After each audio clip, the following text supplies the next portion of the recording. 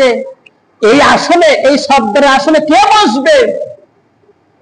ওই সময় সাদ্দাত বলতেছে, আমার বাবা দুনিয়া থেকে চলে গেছে, আমার বাবা তো টাকা পয়সার কোনো স্বর্ণ এবং লৌহ, কোনো টাকা পয়সার কোনো অভাব নাই, এই চেয়ারে আমি বসবো। জনগণরা তাকে রায় দিলেন যে আপনিই বসে। ওই এলাকার মধ্যে ওই সময় তারা মূর্তির পূজা করতেন। কিসের পূজা করতেন? এখন এই সাদ্দাত কোথায় ছেলে? নদীর মধ্যে ছেলে, ওখান থেকে আল্লাহ পাক বাঁচায় আনলেন। কি কর বাঁচায় আনলেন? কোথায় ছেলে? নদী থেকে। এখন কোথায়? এখন সর্দারের এই আসনে বইছে। ওই গ্রাম সারা, ওই আশপাশের এলাকা, শহরের মধ্যে সমস্ত জায়গায় এখন ও নেতৃত্ব দিবে। আল্লাহ পারে কি পারে না? আবার ওখান থেকে আল্লাহ নামাতে পারে না? পারে, সব পারে। আল্লাহ রাব্বুল আলামিনের এই বান্দা কি করলেন? বললেন যে শোনো, এই জগতে আর মূর্তির পূজা করা যাবে না। কিসের পূজা করা যাবে না? বাদশাহ সাদ্দাত বলতেছে কি করা লাগবে? আমাকে তোমরা খোদা বলে মানো আর আমাকে সিজদা করো, বলো নাউজুবিল্লাহ। ওই সময় হুদ আলাইহিস সালাম আসি বলতেছে যে মূর্তিতে পূজা করাই যাবে না, একজন মানুষ আর একজন মানুষকে সিজদা করা যাবে না, এটা হারাম। এটা কি? এটা হলো হারাম, করা যাবে না। কি করব? আল্লাহর নবী হযরত হুদ ডাক দিয়ে বললেন যে শোনো, তোমরা যদি জান্নাত পাইতে চাও, তোমরা দুনিয়ার আযাব থেকে তোমরা যদি নাজাত পাইতে চাও, তোমরা আল্লাহর প্রতি ঈমান আনো। আমি আল্লাহ পাকের পয়গম্বর, আমি আল্লাহ পাকের নবী, আমি হুদ আলাইহিস সালাম, তোমাদেরকে আমি কালেমার দাওয়াত দিচ্ছি, তোমরা আল্লাহর প্রতি তোমরা ঈমান আনো আর তোমরা মানুষকে সিজদা করো না, খোদা বলে মানো না, তোমরা মূর্তির পূজা করো না, তোমাদেরকে আল্লাহ পাক জান্নাত দান করবে। বলেন সুবহানাল্লাহ। এই সাদ্দাত বলতেছে যে তাহলে তোমার আল্লাহ জান্নাত দিলে কি দিবে? জান্নাতের মধ্যে বলতেছে জান্নাতের মধ্যে দিবে নহর রয়েছে, দুধের নহর রয়েছে, সৌরভের নহর, গাছের রকম আইটেমের কথা বলেছে, যা চাইবে তাই পাবে। এই বাদশা সাদ্দাত বলল যে শোনো হুদ, আল্লাহর নবী, তোমাকে আমরা বিশ্বাস করি না, তোমার আল্লাহ যা পারে আমি দুনিয়ায় সেই জান্নাত বানাবো। বলেন নাউজুবিল্লাহ। তারপর কি করলেন? এক পর্যায়ে, আমি সংক্ষিপ্ত বলতেছি, তার এলাকার মধ্যে যত জায়গা আছে সমস্ত তার উজির নাজির, তার যত র্যাব বাহিনী, যত যা কিছু আছে ঘোষণা করে দিলেন যে যার বাড়ি যত রৌপ্য এবং স্বর্ণ আছে, যা মুদ্রা আছে, সবকিছু আমার কাছে জমা দিতে হবে। জমা না দাও, যদি খবর আমি পাই তাহলে তোমার জন্য অসুবিধা আছে। এই বাদশা সাদ্দাত বলতেছে, এই খবর যখন সমস্ত জায়গায় দিয়ে দিলেন, দেওয়ার পর তার যে পুলিশ রাত বাহিনী সব জায়গায় সেট করে দিলেন। এই তাফসীরের মধ্যে এসেছে একটা ছোট্ট মেয়ে, গরিবের মেয়ে, তার বাবার কাছ থেকে, মায়ের কাছ থেকে, যে বাবাই হোক, সে একটা নাক ফুল বানিয়ে নিয়েছে স্বর্ণ। কিসের? স্বর্ণর একটা লাখ ফুল বানিয়ে নিয়েছে।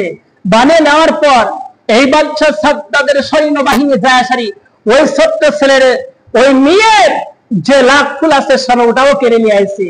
ওই ছোট্ট বাচ্চা মেয়ে দোয়া করেছে, আল্লাহ আমার ছোট্ট একটা নাক ফুল, এটাও তো বাদশা সাদ্দাতের সহ্য হলো না, আল্লাহ সেজন্য ও যে দুনিয়ার জান্নাত বানাচ্ছে সেজন্য তার ভাগ্য না হয়। দেন কি দোয়া, কি দোয়া? কারেন্টের দোয়া।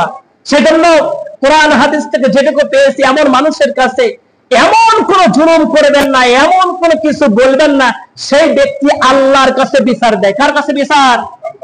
আল্লাহর কাছে যদি বিচার দেয়, মামু খামু কয়া করলে আপনার বিচার করবেন, আল্লাহর মতন করে বিচার করবে, বিচার করবেই।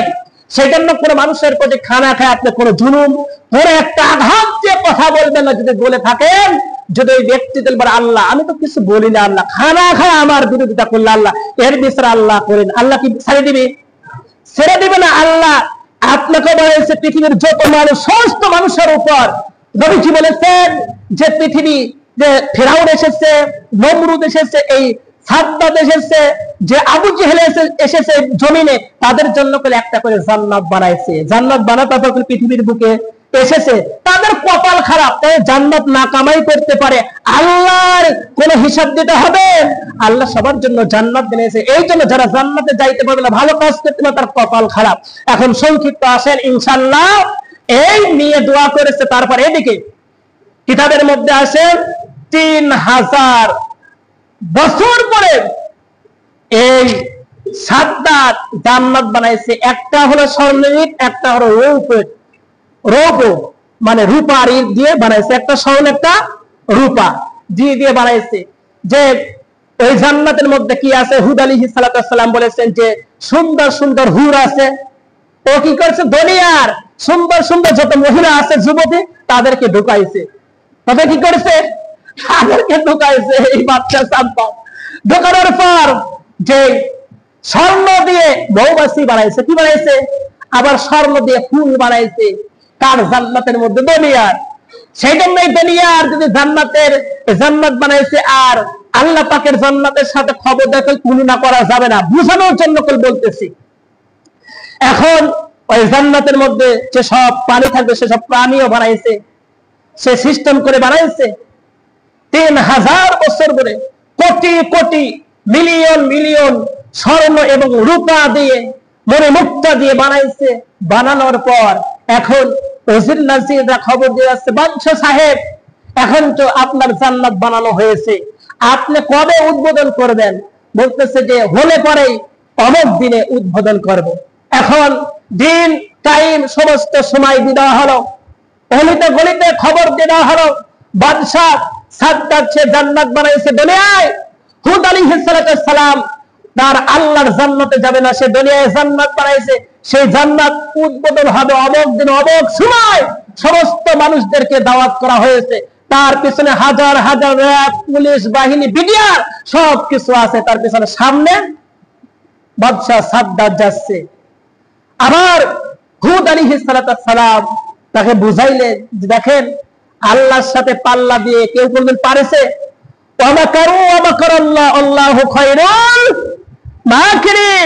যতই মক্কর করো, যা কিছু করো, আল্লাহর কৌশলের কাছে সবকিছু কি শেষ, ধূলিসাৎ হয়ে যাবেন। আল্লাহ রাব্বুল আলামিনের হুদ আলাইহিস সালাম আল্লাহর পয়গম্বরের কথা শুনলেন না, তারপর চলে গেলেন। এখন গেটের সামনে এখন আজরাইল দাঁড়িয়ে রয়েছে। কে দাঁড়িয়ে রয়েছে? আজরাইল। আল্লাহর সাথে বেঈমান করেছে এই বাদশা সাদ্দাত। আজরাইল দাঁড়িয়ে আছে। দাঁড়িয়ে থাকার পর বললেন যে বাদশা, কথা আছে তোমার সাথে। বলতেছে এখন কোনো কথা নাই। বলে কথা বলতে হবে। বলতেছে আমার পিছনে দেখতেছে রাত বাহিনী যত কুবরা আছে, এক মুহূর্তের মধ্যে তোমাকে উড়াইয়া দিতে পারে। বলেছে কে? আমাকে উড়াইয়া দিতে পারবেন? আমি কে? তুমি চেনো? বলে তুমি কে? বলে যে আমি আনা মালাকুল মাউত। বলেন সুবহানাল্লাহ। এখনই তার লাভিতে এমন একটা চাপ দিয়েছে। চাপ দেওয়ার পর বলতেছে যে আমার পিছনে হাজার হাজার লোক আছে। বলে যে তুমি পিছনে তাকিয়ে দেখো কে আছে তোমার পিছনে। কিতাব সাক্ষী দেয় যে এক মুহূর্তের মধ্যে সবকিছু ধূলিসাৎ হয়ে গেছে, জান কবজ হয়ে গেছে তাদের। কোটি কোটি লক্ষ লক্ষ এক মুহূর্তের মধ্যে এই আজরাইল কি করতে পারে? জান কবজ করতে পারে। সবকিছু জান কবজ। পিছনে তাকায় দেখ কেউ নাই। তারপর আজরাইলকে বললে, ভাই আমাকে 1 মিনিট টাইম দেন, আমি যাবো কি আসবো? বললে যে না, এই ঘোড়ার উপর দাঁড়িয়ে সেখানেই তোমাকে, তুমি আল্লাহর সাথে যে ঈমান করেছো এখানেই তোমার টুটির উপর, তোমার বুকের উপর আজরাইল পা দিয়ে তোমার জানটা ছিঁড়ে নিয়ে চলে যাবে। আল্লাহ পাক হুকুম করেছে 1 সেকেন্ডে তোমার সময় দেওয়া হবে না। তার জান কবজ হয়ে গেল। আর এই যে আজরাইল আলাইহিস সালাম তার পাহাড়ে একটা বাতাস দিলেন, যে এই সাদ্দাতের যে এই জান্নাত বানাইছিল দুনিয়ায়, এক মুহূর্তের মধ্যে সবকিছু ধূলিসাৎ হয়ে গেলেন। বলেন নাউজুবিল্লাহ। সেই জন্য আল্লাহর সাথে পাল্লা দিয়ে কেউ পারেছে? কেউ পারে নাই, কেউ পারবে না। নবী রাসূলদের সাথে যারা বিরোধিতা করেছে তারা ধূলিসাৎ হয়ে গেছে। যারা কোরআনের বিরোধিতা করেছে তারাও দুনিয়া থেকে শেষ হয়ে যাবে, তারাও কোনোদিন পারবে না। সেই জন্য এই আসল কোরআনের প্রতি আপনারা বিশ্বাস স্থাপন করুন, কোরআনকে ভালোবাসুন, আলেমদেরকে ভালোবাসুন। অবশ্যই আল্লাহ পাক আপনাদেরকে ভালোবাসবে। আল্লাহ রাব্বুল আলামিন আপনাকে আমাকে বুঝার তৌফিক দান। আল্লাহুম্মা আমিন।